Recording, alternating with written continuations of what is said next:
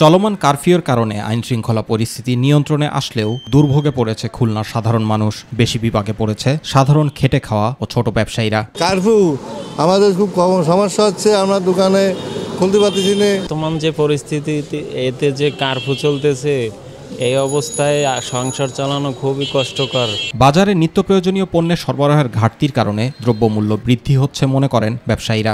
বেচাকেনা খুব খারাপ হচ্ছে কাকা, চিনির দাম বাড়তি, পেটে ভাতই নাই, 200 টাকা দিন হাজিরি হচ্ছে। এই কারফিউটা যদি আপনারা একটু কমাই দেন তাহলে আমাদের পাবলিকদের জন্য একটু ভালো হয়।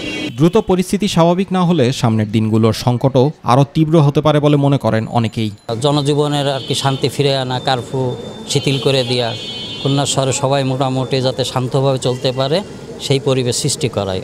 দ্রুত কারফিউ প্রত্যাহারের আহ্বান জানান বিভিন্ন শ্রেণী পেশার মানুষ। এটিকে উপযোগ্য করে সহিংসতার রূপ নেয়, ফলে দেশে কারফিউ জারি করা হয়। জনজীবন স্তম্ভিত হয়ে আসে, গাড়ি ঘোড়া, অফিস আদালত সবই বন্ধ থাকে, রাষ্ট্রীয়ভাবে আর্থিক ক্ষতির সম্মুখীন হতে থাকে। সরকার এবং তাদের নীতি নির্ধারকদের সুদূর প্রসারী দৃষ্টি রাখতে হবে যাতে এই ধরনের বিষয়টি দ্বিতীয়বার না ঘটে। জুবাইর রহমান, মাই টিভি নিউজ।